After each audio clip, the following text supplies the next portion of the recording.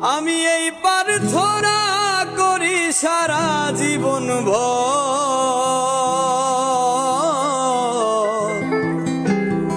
কারো মনের মানুষ হয় না যেন পর। ও কারো মনের মানুষ হয় না যেন পর।